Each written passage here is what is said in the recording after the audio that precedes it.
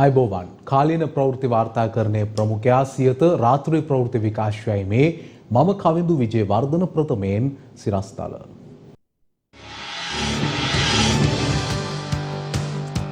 සංචරණ සීමා ලිහිල් කිරීමට අදාළ මාර්ගෝපදේශ රැසක් නිකුත් කෙරේ. නිවසින් දෙදෙනෙකුට බැහැර යාමට අවස්ථාව.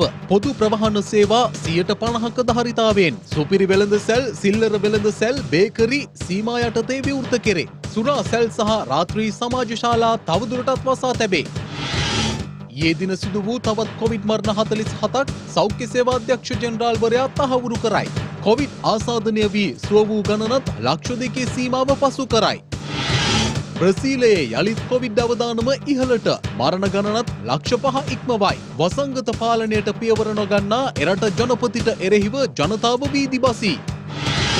ගිනිගත් නෞකාවෙන් මෙරටට වන්දි මුදල ලැබෙන දිනය ගැන ඉඟියක්. ආණ්ඩුව කළ යුතුව තිබුණේ ඉන්ධන මිල ඉහළ දැමීම නොවේ, ජනතාවට සහන ලබා දීමයි. විපක්ෂ නායක සජිත් කියයි. රනිල්ගේ පාර්ලිමේන්තු ආගමනය ආණ්ඩුවට වාසියක්, ජවිපෙන් ප්‍රකාශයක්. සිය දියණියගේ මරණ සහතිකය වෙනුවෙන් කිලෝමීටර් 130ක් පාගමනින් ගිය පියා. ප්‍රථම අවධානය දේශීය පුවත් වෙත. සංචරණ සීමා ලිහිල් කිරීම හමුවේ අනුගමනය කළ යුතු මාර්ගෝපදේශ රැසක් සෞඛ්‍ය අමාත්‍යාංශය විසින් නිකුත් කර තිබෙනවා. සංචරණ සීමා ලිහිල් කිරීම හමුවේ මාර්ගෝපදේශ මාලාවක් නිකුත් කර තිබෙනවා. ඒ අනුව එක් නිවසකින් පුද්ගලයන් දෙදෙනෙකුට පමණක් නිවසින් බැහැරට යාමට අවස්ථාව හිමි වී ඇති අතර පොදු ප්‍රවාහන සේවා ආසන ධාරිතාවෙන් 50%කට සීමා කර තිබෙනවා. කර්මාන්ත විශේෂ ජෛව ආරක්ෂිත බුබුලක් ලෙස ක්‍රියාත්මක විය යුතු අතර මූල්‍ය ආයතන විවෘතව තිබෙන අතර ආයතන තුළ ගනුදෙනුකරුවන් සංඛ්‍යාව 10 නොඉක්ම විය යුතු බවයි අදාළ මාර්ගෝපදේශ මාලාවේ දැක්වෙන්නේ. කෘෂි කර්මාන්තය සහ වැවිලි කර්මාන්තය සඳහා අවසර හිමිවන අතර ආර්ථික මධ්‍යස්ථාන තොග වෙළඳාම සඳහා අවසර හිමිව තිබෙනවා. එමෙන්ම එලිමහන් වෙළඳාම, සතිපොළ, පදික වෙළඳාම දැඩි සීමාවන් යටතේ විවෘතව පැවතීමට අවස්ථාව හිමිව ඇති අතර සිල්ලර වෙළඳසැල්, බේකරි, සුපිරි වෙළඳසැල්ද විවෘතව තැබීමට අවසර හිමිවද මාර්ගෝපදේශ මාලාවේ වූ ධාරිතාවෙන් නොඉක්ම විය යුතු වනවා. බස්නාහිර පළාත තුළ සාප්පු සංකීර්ණ විවෘතව තැබීමට අවසර හිමි නොවන අතර සෙසු පළාත්වල සාප්පු සංකීර්ණ විවෘතව තැබීමට අවසර ලබා දී තිබෙනවා. මේ අතර බාබර් සහ රූපලාවන්‍යාගාර විවෘතව තැබෙන අතර වරකට එක් අයෙකු පමණක් අදාළ සේවා ස්ථානීය වෙත ඇතුල් කර ගැනීමට අවසර හිමි වී තිබෙනවා. මංගල උත්සව සඳහා අවසර හිමි නොවන අතර මනාලිය සහ මනාලය ඇතුළු සහභාගී වන්නන් 10ක් සමග විවාහ ලියාපදිංචියට අවසර හිමි වී තිබෙනවා. සංභාෂණ රැස්වීම පැවැත්වීමට අවසර හිමි නොවන අතර පබ්, බාර්, කැසිනෝ, රාත්‍රී සමාජ ශාලා, කැසිනෝ රාත්‍රී සමාජ ශාලා, ඔට්ටු ස්ථාන සහ ස්පා, හෝටල්, විවේකාගාර තවදුරටත් වසා තැබීමටයි නව මාර්ගෝපදේශ යටතේ අවසර ලබා දී ඇත්තේ. දිවයින පුරා අඛණ්ඩව ක්‍රියාත්මක සංචරණ සීමා හෙට අලුයම 4ට ඉවත් කිරීමට නියමිතයි. එමෙන්ම සංචරණ සීමා ඉවත් කළද තවදුරටත් සෞඛ්‍ය නිර්දේශවලට අනුකූලව කටයුතු කරන ලෙසටයි සෞඛ්‍ය අංශ මහජනතාව වෙත උපදෙස් ලබා දී ඇත්තේ. මේ අතර සංචරණ සීමා තවදුරටත් දීර්ඝ කරන ලෙසට ශ්‍රී ලංකා වෛද්‍ය සංගමය ජනාධිපති ගෝඨාභය රාජපක්ෂ මහතා වෙත ලිපියක් යොමු කරමින් ඉල්ලා තිබෙනවා.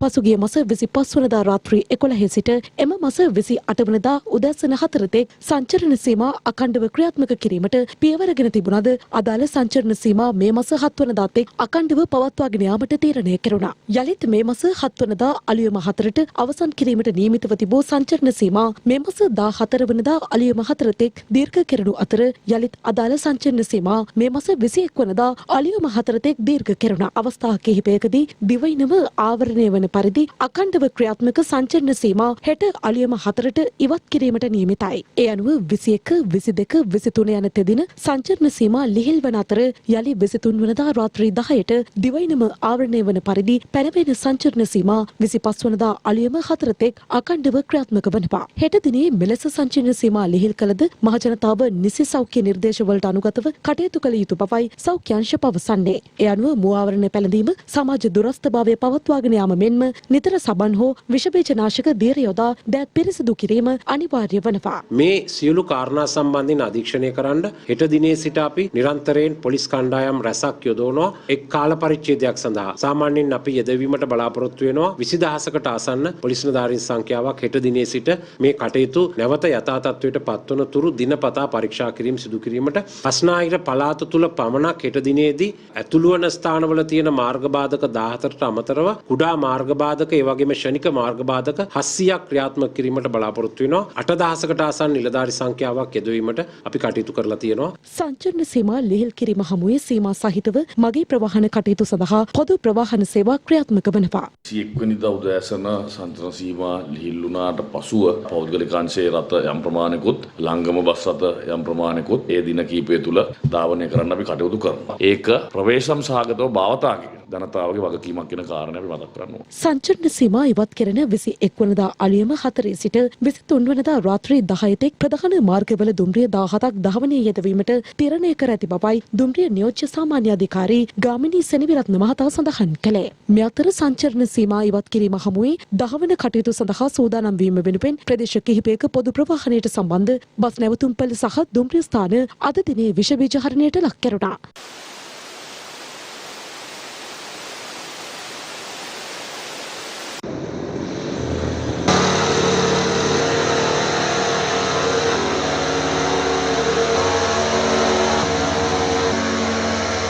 මේ අතර සංචරණ සීමා ඉවත් නොකර අඛණ්ඩව තවදුරටත් පවත්වාගෙන යන ලෙස ඉල්ලමින් ශ්‍රී ලංකා වෛද්‍ය සංගමය විසින් ජනාධිපති ගෝඨාභය රාජපක්ෂ මහතා වෙත ලිපියක් මගින් දැනුම් දී තිබෙනවා. මෙලෙස සංචරණ සීමා ලිහිල් කිරීම හමුවේ ඩෙල්ටා කොවිඩ් ප්‍රභේදය මෙරට සමාජයෙන් හමුවීමේ දැඩි අවධානම තවදුරටත් ඉහළ යන බවයි ශ්‍රී ලංකා වෛද්‍ය සංගමය අදාළ ලිපියේ පෙන්වා දෙන්නේ. හෙට දිනේදී වෙන ක්‍රියාකාරකම් වල ප්‍රතිඵලය අපිට බලන්න පුළුවන් වෙන්නේ තව සතියකින් හෝ දෙකකින්. මේ දවස් කීපය ඇතුළතදී ඔබ වගකීමෙන් ක්‍රියා කළේ නැත්නම් මේ මරණ සංඛ්‍යාව හෝ මේ රෝගී සංඛ්‍යාව හෝ මේ රෝගය පාලනය කර ගැනීම කියන කාරණා අපිට හරියාකාරව ඉෂ්ට කරගන්න බැරි වෙයි. මේ සම්බන්ධයෙන් සෞඛ්‍ය අංශ සහ ආරක්ෂක අංශ විසින් ලබා දුණු නිර්දේශත් සැලකිල්ලට අරගෙන තමයි සංචරණ සීමා ලිහිල් කරන්න තීරණය කරලා තියෙන්නේ. අපි ජනතාවගෙනුත් ඉල්ලා සිටින්නේ සංචරණ සීමා ලිහිල් කරාට අත්‍යවශ්‍යම කටයුත්තක් නොවේ නම් තමන්ගේ නිවසින් බැහැරට යන්න එපා කියන ඉල්ලීමයි සිදු කරන්නේ. එහෙම යන්නම වුණත් අනිවාර්යයෙන්ම සෞඛ්‍ය ආරක්ෂිත බව රැක ගැනීම සඳහා මුහුණු ආවරණය පැළඳීම, ඒ වගේම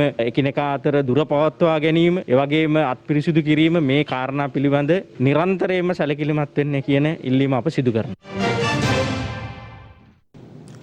ඊයේ දින සිදු වූ තවත් කොවිඩ් මරණ 47ක් පිළිබඳ සෞඛ්‍ය සේවා අධ්‍යක්ෂ ජෙනරාල්වරයා විසින් නිවේදනය කර තිබෙනවා. මේ අතර හෙට අලුයම 4 සිට බලපැවැත්වුණු පරිදි දිස්ත්‍රික්ක 12ක ග්‍රාම නිලධාරී වසම් කිහිපයක් හුදකලා කිරීමට COVID-19 පැතිරීම වැළැක්වීමේ ජාතික ක්‍රියාන්විත මධ්‍යස්ථානය කටයුතු කර තිබෙනවා. හෙට අලුයම 4 සිට බලපැවැත්වෙන පරිදි දිස්ත්‍රික්ක 12ක ග්‍රාම නිලධාරී කොට්ටාස රැසක් හොදකලා කිරීමට යුද හමුදාපති ජෙනරාල් ශවින්ද්‍ර සිල්වා මහතා කටයුතු කර තිබෙනවා.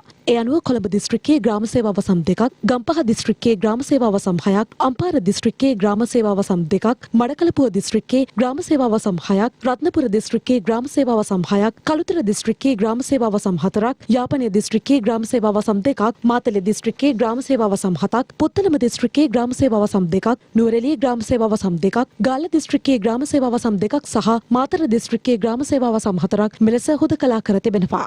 හැටන් දික්කොය නගර සභා සීමාවෙන් ඊයේ දින COVID-19 නව ආසාදිතයින් 24 දෙනෙකු හඳුනාගත් බව දික්කොය නගර සභාවේ මහජන සෞඛ්‍ය පරීක්ෂකවරුන් ප්‍රකාශ කළා. එම ආසාදිතයින් අතරින් එකම පවුලේ ආසාදිතයින් 8 දෙනෙකු සිටින බවයි හැටන් දික්කොය නගර සභාවේ මහජන සෞඛ්‍ය පරීක්ෂක රාමයියා බාලකෘෂ්ණන් මහතා සඳහන් කළේ. ඊයේ තහවුරු වූ ආසාදිතයින් 24 දෙනා හැටන් ගාමිණීපුර, මෙන්ඩිස් මාවත, විල්ෆ්‍රඩ්පුර, දික්කොය සහ ආරියගම යන ප්‍රදේශවලින් වාර්තා වී තිබුණා.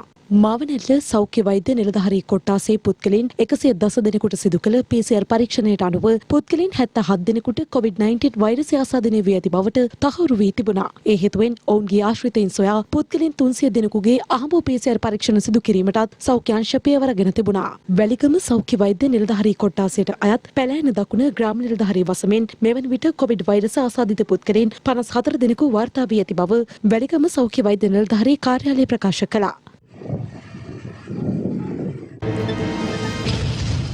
බ්‍රසීලෙන් වාර්තා වන කොරෝනා මරණ සංඛ්‍යාව ලක්ෂ 5 ඉක්මවා තිබෙනවා. ඒ ඊයේ දිනෙන් එරටින් තවත් කොරෝනා මරණ 2247ක් වාර්තා වීමත් සමගයි. කොරෝනා මරණ වැඩිම සංඛ්‍යාවක් වාර්තා වන දෙවන රට බ්‍රසීලිය වන අතර ඇමරිකාවෙන් 6 ලක්ෂය ඉක්ම වූ කොරෝනා මරණ සංඛ්‍යාවක් මෙවන විට වාර්තා වී තිබෙනවා. බ්‍රසීලෙන් ඊයේ හඳුනා ගැනුණු කොරෝනා ආසාදිතයින් සංඛ්‍යාව 81574ක්. එරටින් මෙවන විට කොරෝනා ආසාදිතයින් 1,78 ලක්ෂය ඉක්ම වූ ආසාදිතයින් සංඛ්‍යාවක් වාර්තා වී තිබෙනවා. බ්‍රසීල් සෞඛ්‍ය අංශ පෙන්වා දෙන්නේ රට තුළ පවතින තත්ත්වය තීරණාත්මක බැවින් වැඩිහිටියන් සඳහා එන්නත්කරණය කඩිනම් කළ යුතු බවයි.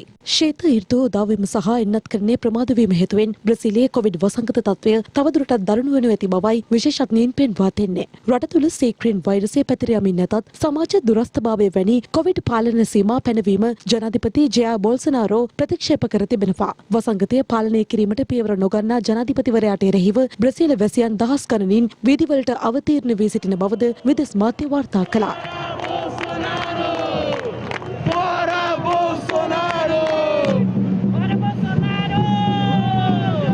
එලෙස ප්‍රාන්ත 20ක නගර 44කදී විරෝධතා පැවැත්වෙන බවයි විදෙස් වාර්තා වැඩිදුරටත් සඳහන් කළේ. රජය විසින් ඉහළ දැමූ ඉන්ධන මිල හමුවේ අදත් දිවයිනේ ප්‍රදේශ කිහිපයක විරෝධතා පැවැත්වුණා. මේ අතර ඉන්ධන මිල ඉහළ දැමීමට එරෙහිවීම සහ ජනතාවට සහන සැලසීම සම්බන්ධයෙන් විපක්ෂ නායක සජිත් ප්‍රේමදාස මහතා නිවේදනයක් නිකුත් කර තිබෙනවා.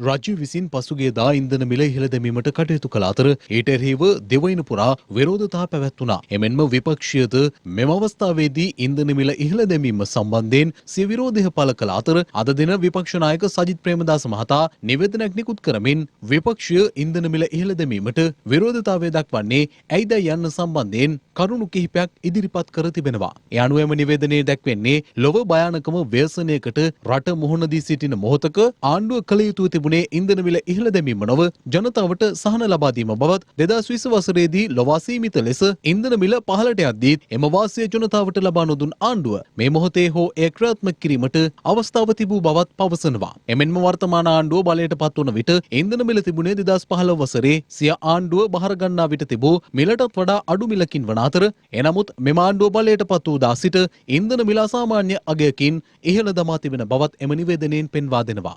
එමෙන්ම ඉන්ධන මිල වැඩිවීමත් සමග ඉතා ඉක්මනින් රටේ සමස්ත ක්ෂේත්‍රයන්හි මිල ඉහළ යාම නොවැළක්විය හැකි අතර එහි වින්දිතයන් බවට පත්වන්නේ රටේ අහිංසක ජනතාව බවත් විපක්ෂ නායකවරයා පෙන්වා දෙනවා.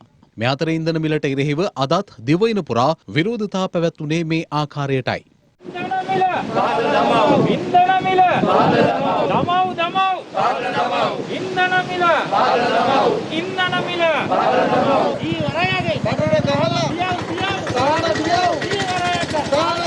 කෝටි ගණන් සපවහන ජීවරයට මූදු යන්න ජීවරයට මූදු යන්න තෙල් මිල බෑ අඩු කරන්න තෙල් මිල බෑ අඩු කරන්න.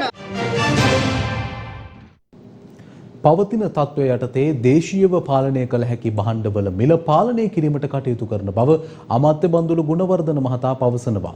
ඒ බදුල්ල ප්‍රදේශයේදී මාධ්‍ය වෙත අදහස් දක්වමින් මන්ද පෝෂණය වැඩි වෙලා විරැකියාව වැඩි වෙලා මුළු ලෝක විනාශයක් තමයි මේ වෙලා තියෙන්නේ. 38 ලක්ෂයකට වඩා වැඩි මිනිස්සුયો මේ ලෝකේ මිය ගිහිල්ලා තියෙනවා COVID-19 නිසා. ෆැක්ටරි පිට නිෂ්පාදන ක්‍රියාවලිය සම්පූර්ණයෙන් නතර වෙලා තියෙනවා. භාණ්ඩ ප්‍රවාහනය කරන නැව් එන්නේ. එන නැව් වලට භාණ්ඩ පටවල යවන්න සුමට ලෙස කන්ටේනර් නැහැ. කන්ටේනර් ගාස්තු 100%කින් වැඩි වෙලා. ඉතින් මේ ලෝක විනාශ තත්ත්වයක් තුල මේ තත්ත්වය හැමෝටම අමාරුයි. ගොවියන්ට, ව්‍යාපාරික ආයතනවලට, කර්මාන්තකරුවන්ට, අපනයනකරුවන් සෑම කෙනෙක්ටම අමාරුයි. ඒක නිසා තමයි ආණ්ඩුව බොහොම පිරිමැසුම් දායක ලෙස මේ මෙවැනි අපිට පාලනය කළ හැකි භාණ්ඩ අපි දැන් පාලනය කරනවා. දැන් බලන්න හැම නිවසකටම දියලුණු ගන්න. උණු කිලෝ එක රුපියල් 60ට තිබුණා. අපි රුපියල් 43ට අඩු කළා. කුඩු තිබුණේ රුපියල් 50ට. දැන් 35ට අඩු කළා. එහෙම දේශීය වශයෙන් නිෂ්පාදනය කරනේව පුළුවන් තරම් අඩු කරන්න ක්‍රියා කරනවා. පොල් වලටත් කරන්න තියෙන්නේ පොල් පුළුවන් තරම් නිෂ්පාදනය වැඩි කරගත්තේ නැත්නම් මිලේ ප්‍රශ්නයට වෙන පාලනය කරලා කරන්න පුළුවන් එකක් නෙවෙයි. දැන් දේශපාලන වේදිකාවේ පළ වූ අදහස් කිහිපයක්.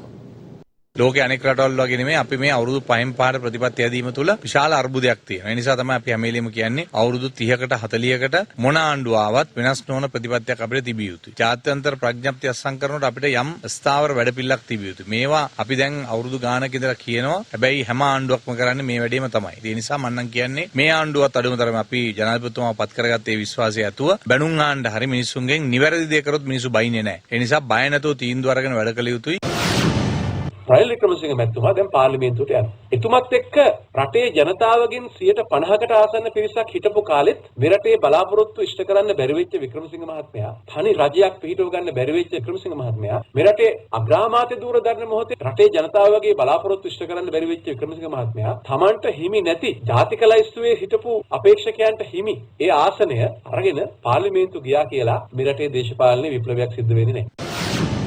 මේ රටේ වර්තමාන අගමැති මහින්ද රාජපක්ෂ මහත්තයා තමයි රනිල් වික්‍රමසිංහ මහත්තයාගේ ගෙදරට ගිහිල්ලා කිව්වේ ඔබ එන්න පාර්ලිමේන්තුවට කියලා. ඉතින් ඒ ආරාධනාව පිළි අරගෙන තියෙන රනිල් වික්‍රමසිංහ මහත්මයා එනවා පාර්ලිමේන්තුවට. ඇවිල්ලා අපිට පේන්නේ රාජපක්ෂ මහත්මයාගේ ආණ්ඩුවෙන් ගිලිහෙන ජාත්‍යන්තර ප්‍රසාදය, මේ තිබෙන ආර්ථික ප්‍රශ්න වලට විසඳුම් වික්‍රමසිංහ මහත්තයාගේ පැත්තෙන් දෙන්න උත්සාහ කරා. ඉතින් වික්‍රමසිංහ මහත්තයාගේ යලි පාර්ලිමේන්තු ආගමනය කියලා කියන්නේ විපක්ෂයට කෙසේ වෙතත් ආණ්ඩුවට නම් වාස්දායක තත්ත්වයක්. දැන් බලන්න කිරිපිටි මිල වැඩි වෙනවා. ඒ වගේම ගෑස් මිල ඉදිරි කාල සීමාව තුළ වැඩි වෙනවා. ඉතින් එහෙමනම් අද මේ රටේ ජනතාව මේ කොරෝනා වුදුරටත් වඩා ආර්ථික වශයෙන් තාම අමාරු තැනක ඉන්න වෙලාවක රජය මේ ජනතාවට 3 වේලක් කන්න තියා 1 වේලක් කන්න තියෙන අවස්ථාවක් අහිමි කරමින් යනවා කියන එක මේ වෙලාවේ කනගාටුවෙන් උනත් මතක් කරන්න ඕනේ. තෙල් සම්බන්ධ අර්බුදය ඇති කළෙත් වෙන කිසිම දෙයකට නෙවෙයි තෙල් පිළිබඳ ව්‍යාපාරය විදේශිකයන්ට විකුණා දැමීමේ ක්‍රියාවලිය සඳහායි. ඒක දැන් ක්‍රියාත්මකයි. ඒ වගේම දැන් තෙල් සම්පත පිළිබඳ ඩොලර් හිඟයක් කියනවා. ඇත්තටම තෙල් පිළිබඳ ඩොලර් මිලදී ගැනීමේ හැකියාව කංචේ නීතිගත සංස්ථාවට ලබා දීලා තිබුණා. ඒ පිළිබඳ වගකීම මහ බැංකුවට තිබුණා. ඒ කිසිවක් ඉටු කරන්නේ නැතුව මේ අර්බුදයෙන් අර්බුදයට ගිහිල්ලා අද තෙල් ගෙන්න ගන්න හතර වටේ දුවන්න සිද්ධ වෙලා තියෙන මේ අර්බුදය නිර්මාණය කරලා තියෙන්නෙම මේ තෙල් ගෙන්නීමේ වැඩපිළිවෙල විදේශිකයන්ට විකිණීමේ යටි අරමුණ සහිතවයි. මහා බැංකුවෙන් කියලා තියෙනවායි කියලා ගම්මන්පිල ඇමතිවරයා කියනවා තෙල් මිල වැඩි කරේ නැත්නම් බැංකු පද්ධතිය කඩාගෙන වැටෙනවා. බැංකු පද්ධතිය කඩාගෙන වැටුනොත් ආර්ථිකය කඩාගෙන වැටෙනවා. ආර්ථික කඩාගෙන වැටුනොත් මේ තියෙන ගැටලු වශයෙන් මහා ව්‍යසනයක් වෙනවා. ඉරිදා පුවත්පතක දැක්කා නිවාඩ් කබ්‍රාල් තුමත් කියනවා මම තමයි මේ රාජ්‍ය ව්‍යවසාය සම්බන්ධයෙන් රාජ්‍ය ඇමතිවරයා මම මේක වැඩි කරන්න කියලා කිව්වේ නැත්නම් බැංකු පද්ධතිය කඩා වැටලා රට කුඩු පට්ටම් වුණාම ඕගොල්ලෝ මගෙන් අහයි ඇයි ඔයා නිදාගෙන හිටියද ඇයි මේක කරේ නැත්තේ ඒ නිසා මේක කළ යුතුයි කියලා මම කිව්වයි කියලා. පියවරුන්ගේ දිනය අදට යෙදී තිබෙනවා. මේ ඒ වෙනුවෙන් සියතාප තබන සටහනක්. දෙමව්පියන් පිළිබඳ කතා කිරීමේදී මව්සෙනෙහස ගැන ලියවුණු ගීත, කවි, උපමා, උපමේය අපි ඕනෑ තරම් අසා තිබෙනවා. එහෙත් මව්සෙනෙහස හා සමාන පියසෙනෙහස පිළිබඳව කතා බහ කරනවා අපි දැකලා තියෙන්නේ ඉතාමත් අල්ප ප්‍රමාණයක්. ඒ නිසාම වෙන්නේ නැති පියසෙනෙහසට කවිගේ ලියවුණා මදි කියලා ලියලා තියෙන්නේ. පියසෙනෙහසට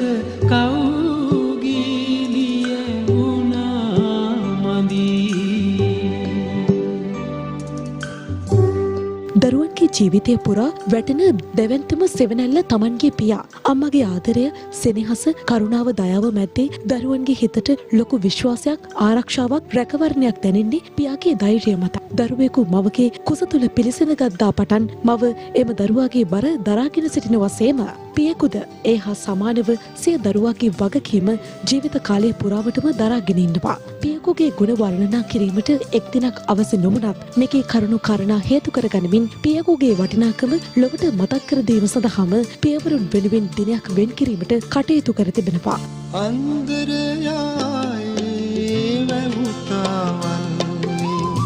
ඒ අනුව මෙලෙස යෙදෙන පියවරුන්ගේ දිනය සෑම වසරකම ජූනි මාසයේ 3 වන ඉරිදා දිනයට එනම් අද දිනයට යෙදී තිබෙනවා. මේ අතර සිය බිරිඳගේ කුස තුළ සිය ලෙයින් වැඩෙන දරුවා සහ බිරිඳ ආරක්ෂා කර ගැනීම පිණිස කිලෝමීටර් 22ක් පමණ පාගමනින් රෝහලක් වෙත ගිය පියකු පිළිබඳවද පසුගියදා අප ඔබට වාර්තා කළා. ඒ පියවරුන්ගේ සෙනෙහසයි. එමෙන්ම සියල් මියගිය දියණියගේ මරණ සහතිකය ලබා ගැනීම වෙනුවෙන් කිලෝමීටර් 130කට ආසන්න දුරක් පාගමනින් ගිය පියකු පිළිබඳ පුවතක්ද අපට වාර්තා වුණා. නමින් ආර්.එම්. උබේරත්න බණ්ඩාවන මොහු දරුවන් දෙදෙනෙකුගේ පියෙක්. දියණියකගේ මරණ සහතිකය ලබා ගැනීමේ අරමුණෙන් මෙම පියා කැප්පිටිගල සිට කිලෝමීටර් 130කට ආසන්න දුරක් අනුරාධපුර ශික්ෂණ රෝහලට පොදු ප්‍රවාහනය ඔස්සේ පසුගිය මැයි 21 වන දින පැමිණ තිබෙනවා. ඉන් අනතුරුව සංචරණ සීමා පැනවීම හේතුවෙන් තමා පැමිණි කාර්යය ඉටු කරගත්තද ඔහුට සිය නිවස කරා ආපසු යාමට නොහැකි වුණා. කෙසේ නමුත් දියණියගේ 3 මාසයේ දාණය මේ මාස 30 වන දිනට යෙදී තිබීම හේතුවෙන් තමන් රැඳී සිටි ප්‍රදේශයේ පොලිසියෙන් බලපත්‍රයක් ලබාගෙන නැවතත් කිලෝමීටර් 130ක පමණ වූ දුරක් ගෙවා කැප්පිටිගල පිහිටි සිය නිවස වෙත පැමිණීමට මෙම පියා කටයුතු කර තිබෙනවා. මම පයින් ගිහලා මගේ මේ දානේ කටයුතු කරගන්න බලාපොරොත්තු වෙන තමයි යන්නේ මහත්තයා. ඒක තාත්තා කෙනෙක් වශයෙන් කරන මේ කරන්න ඕන යුතුයකම මම කරනවා. ඊගාන කාලාරි මම ඒක කරනවාමයි. මගේ නෝනත් නෑ නැතුව මම දරුවෝ දෙන්න හැදුවේ. ඉතින් ලොකු දේ තමයි ඔය නැතුනේ. පියෙකුගේ ආදරයට තවත් උපමා කවිගේ කුමටද? මෙයින් දිස්වන්නේ පියෙකු තම දරුවන් වෙනුවෙන් දක්වන නොනිමි ආදරේ නොවේද? ඒ තනු මං බැඳ සත්කුළු පව් බිඳ සිදාදියට එන මං තනුවා. ගිනිගත් MV එක්ස්ප්‍රස් පර්ල් නෞකාවේ පළමු වන්දි මුදල ඉදිරි සතියේදී මෙරටට ලැබෙනු ඇති බවට තමා විශ්වාස කරන බව සමුද්‍රීය පරිසර ආරක්ෂණ අධිකාරියේ සභාපති දර්ශනී ලහඳපුර මහත්මිය පවසනවා. ඒ අප කළ විමසීමකදී ගිනිගත් MV එක්ස්ප්‍රස් පර්ල් නෞකාව සම්බන්ධයෙන් මෙරටට වන්දි මුදල් ලබා ගැනීම වෙනුවෙන් විශේෂඥ සහාය ලබා ගැනීම සඳහා මේ දිනවල මෙරටට පැමිණ තිබෙන එක්සත් ජාතීන්ගේ පරිසර වැඩසටහනේ විශේෂඥයින් සහ රාජ්‍ය අමාත්‍ය නාලක ගොඩහේවා මහතා අතර සාකච්ඡාවක් ඊයේ දින පැවැත්වුණා. එම සාකච්ඡාව සඳහා සමුද්‍රීය පරිසර ආරක්ෂණ අධිකාරියේ සභාපති දර්ශනී ලහඳපුර මහත්මියද එක් වුණා. එමෙන්ම ඔවුන් උස්වැටකෙයියාව මුහුදු වෙරළ නිරීක්ෂණය කිරීම සඳහාද එක් වුණා.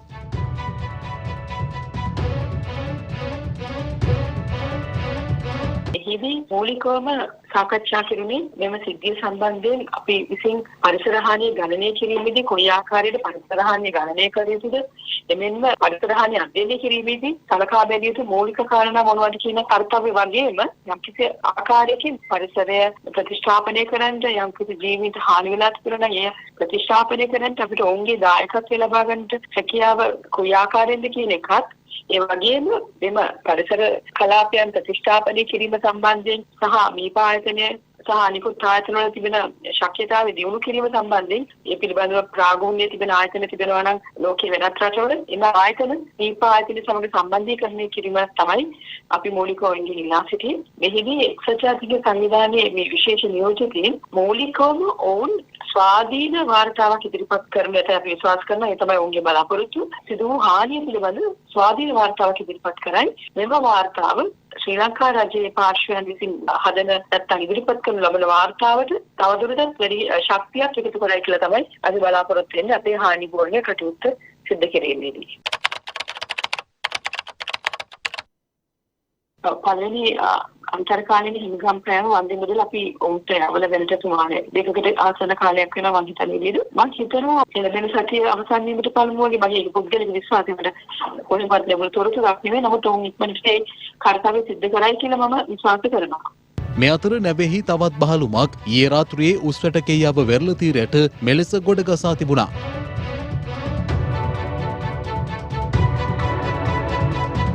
එමෙන්ම දුදැසන වන්නාරම වෙරළ තීරයට පිලිසුම් තුවාල සහිතව මියගිය තල්මැසිකුගේ මලසිරුරක් මෙලෙස ගොඩගසා තිබියදී අප වාර්තාකරුගේ කැමරාවේ සටහන් වුණා.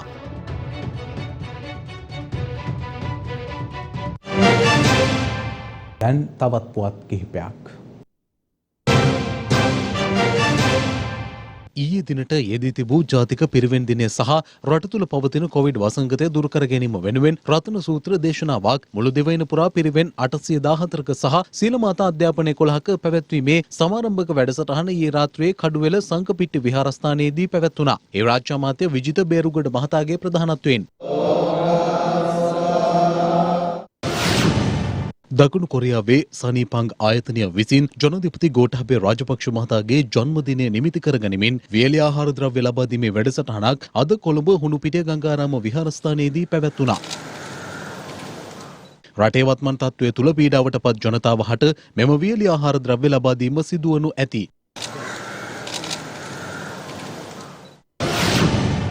පැතිරි යන කොවිඩ් වසංගත තත්ත්වයේ හේතුවෙන් බිඳ වැටුණු දහම් පාසල් දරුවන්ගේ අධ්‍යාපනය වෙනුවෙන් මාර්ගගත ක්‍රමය හරහා දහම් පාසල් අධ්‍යාපනය නොමිලේ ලබා දීමට වැලිගම ප්‍රාදේශීය සභාව පියවරගෙන තිබෙනවා. හලාවත කුරුපනේ සහ යාපනයේ මාදගල් ප්‍රදේශයට ඔබෙන් වූ මුහුදු ප්‍රදේශයේ ජුනි 18 සහ 19 යන දිනයන්හි සිදු කළ විශේෂ මෙහෙයුම් මගින් කේරළ ගංජා කිලෝ 377යි ග්‍රෑම් 800ක ප්‍රමාණයක් නාවික හමුදාව විසින් බහරයට ගෙන තිබෙනවා. ඒ අනුව පසුගිය දින 5 ඇතුළත පමණක් නාවික හමුදාව සිදු කළ මෙහෙයුම්වලදී රුපියල් මිලියන 2කට අධික වටිනාකමකින් යුත් හෙරොයින් සහ කේරළ ගංජා නීතියේ රැහැනට හසු කර දීමට සමත් වුණා. හලාවත ප්‍රදේශයේ මහා පරිමාණ ලෙස පවත්වාගෙන ගිය මත්කුඩු ජාවාරමක් වැටලීමට හලාවත කොට්ටාස විෂමද්‍රව්‍ය ඒකකයේ නිලධාරීන් සමත්ව තිබෙනවා. මෙම වැටලීමෙන් රුපියල් ලක්ෂ 40ක පමණ වටිනාකමකින් යුත් හෙරොයින් සහ රුපියල් කෝටියක් පමණ වටිනාකමකින් යුත් මෝටර් රථයක් සමග පුද්ගලයෙකු අත්අඩංගුවට ගෙන තිබෙනවා. සියඹලාන්ඩුව පොලිස් බල ප්‍රදේශයේ කපුයාය ප්‍රදේශයේ සිදු කළ වැටලීමකින් නීති විරෝධී මත්පැන් නිෂ්පාදනාගාරයක් වටලා සැකකරුවන් සිව් දෙනෙකු අත්අඩංගුවට ගෙන තිබෙනවා. එහිදී ගෝඩා මිලිලීටර් ලක්ෂ 5ක් සහ නීති විරෝධී මත්පැන් තොගයක් පොලිස් බහරයට ගනු ලැබුවා. රාත්‍රී ප්‍රවෘත්ති විකාශය අවසන්. ඔබට සුවදායි රාත්‍රියක්. දිනපතා අලුත් වීඩියෝ සහ ප්‍රවෘත්ති නැරඹීමට ඉහත බටන් එක ක්ලික් කර සියත TV සබ්ස්ක්‍රයිබ් කරන්න.